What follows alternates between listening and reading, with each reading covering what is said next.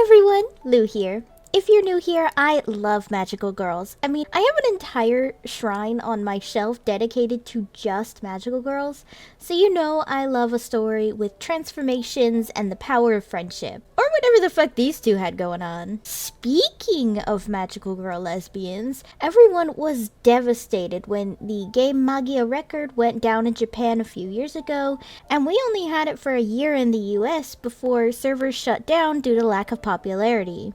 Fans have been craving more traumatized preteens because being Madoka is suffering, am I right?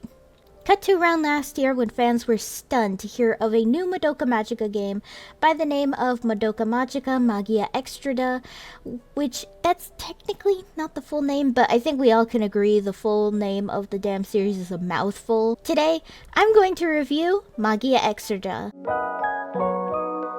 Many were so excited to see a spiritual continuation of Magia Record to some extent, while also opening Madoka Magica to a new audience of gacha fans who have never watched the anime before. However, once the game came out, many criticized the game for being a copy and paste of Honkai Star Rail, unfair 4 and 5 star rates, overly complicated layout, and a lack of player input and control in general. Today, let's take a look of ourselves to see if this needs to be protected like Madoka, or do we slam this fucker in the face like Kyubey? You play as a magical girl who has lost all her memories and sense of self, so now she's this black void who is found by an artificial Kyubey named AQ. I'm not sure who made AQ, I like to think it was Kami Madoka to help lost magical girls like our protagonist. This is some sort of pocket world where memories of other magical girls across multiple realities and timelines are left scattered and broken like a mirror, so AQ suggests our protagonist go through these memories of other magical girls and piece them back together to try and find out who she is, and if she can't, then maybe a new person through these memories. From there, our main character basically relives Madoka Magica, Magia Record, and other Madoka Magica properties like the side story mangas that I often see people bring up.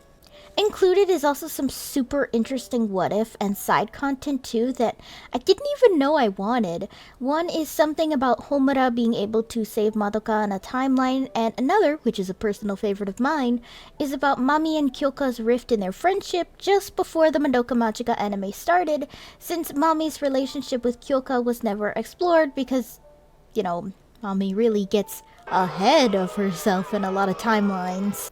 Other than that, I think the story is really interesting and leaves you theorizing on the identity of our main character and who made AQ, but I think it's too early to tell. I mean, as a Madoka Magica fan who has seen the movies and TV shows twice, it's just a little old seeing the anime story told to a T that I have been tempted to skip cutscenes, but that's just me as someone who is super familiar with the anime.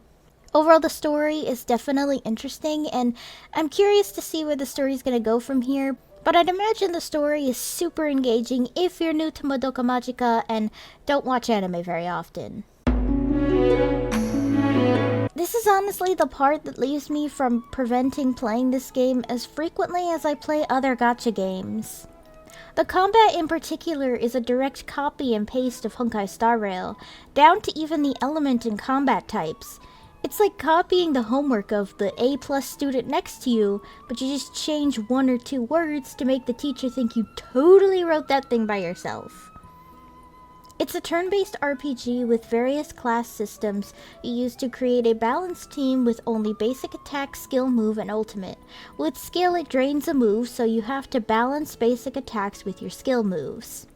Pretty simple, and while Honkai Star Rail makes this really difficult and a genuinely pretty good strategy, I feel like Magia Exedra doesn't understand why Honkai Star Rail works and makes this game way too easy to a point where it just isn't fun. Even worse is that when you enter a map, there is no exploration. You just auto-run into a straight line and your model goes to the next target automatically without any player input. Which is weird because the first cutscene implies character movement, but there's no movement at all, so I don't know why they would have you think you can move in this game. There is some exploration, I guess, in the form of like shiny things on a tree or something, but It's only like 10 gems, so it's hardly worth it, and I hardly consider it exploration. Then there's the gacha system itself, where the rate of just 4 stars is way too high from my experience as a gacha player. Which, yes, I may just have good luck, so I don't know, I may be biased, but both Genshin and Project Sekai give you pretty decent chances of getting at least a 4-star equivalent character. The characters do seem to be extra characters from the last year or so of Magia Record. I never had the chance to play Magia Record myself at the time it was released in the US because I didn't have a device that could play it without exploding, but the wiki's information shows that beyond the main story, Magical Girl characters were then drawn in completely different art styles by completely different artists.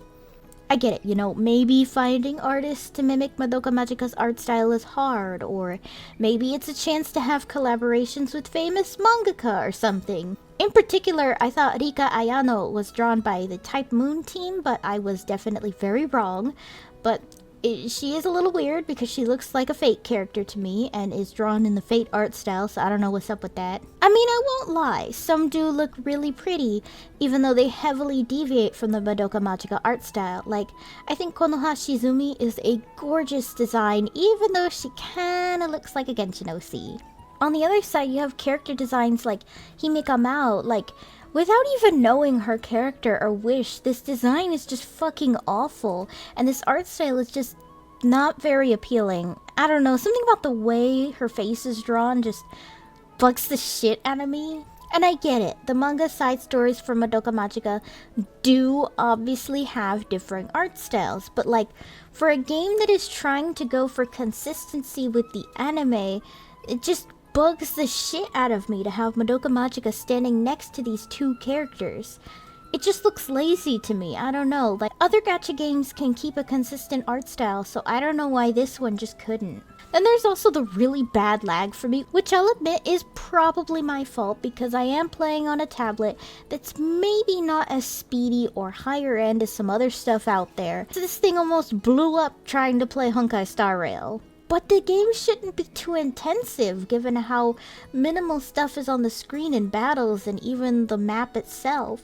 But somehow it's still super laggy and busted, even on the lowest possible setting. And I don't think I'm entirely alone on this, since a lot of reviews I saw did also say there was some lag issues too, so maybe it isn't just me. The live 2D models are also gorgeous, I'll give them that, but I noticed the rigging isn't the best in the world. I noticed that instead of creating physics for the skirt, there's an entire separate arm rig for being behind the skirt, which is a little weird. I tried experimenting in Live 2D myself a little, so I know at least the basics, and I have messed with Live 2D ports from games in VTube Studio, so I know good rigging when I see it, and this one is just not the best. Overall, I'm sorry to say, but the gameplay is really meh. The gacha system isn't very good, and the game is super laggy and busted. It's not on Steam yet, it's supposed to come out this year, but I hope at least it's better on PC. I felt so disappointed when I was really looking forward to this game as both a Magical Girl and Madoka Magica fan, yet this game just felt really shitty. At least Magia Record opened up something interesting in the form of Doppel as an introduction, but this just feels really hollow. Yes, the game visually looks great, but that's all it has going for it, which just feels like such a letdown. If you want to play the gameplay you see in trailers, just play Honkai Star Rail. If you want a Magical Girl-esque experience, play Infinity Nikki. If you want a gacha game with a darker story based on an existing property, then please try Twisted Wonderland. What did you guys think of Magia Exedra though? Personally, I was disappointed and I honestly don't think I'll be playing it very often or at all, but I'm curious what you guys think, so as always let me know down below. Hey guys, thanks for watching! If you liked the video, be sure to give it a thumbs up and consider subscribing if you're new. And if any old or new subs would like to help support my channel in any possible way, my Ko-fi page is down below in the description, along with links to all of my social media tabs. For any subscribers, new or old, who'd like to help with video ideas, or maybe just want to talk about anime or something with some like-minded people, I have a fan server link down below. See you next time!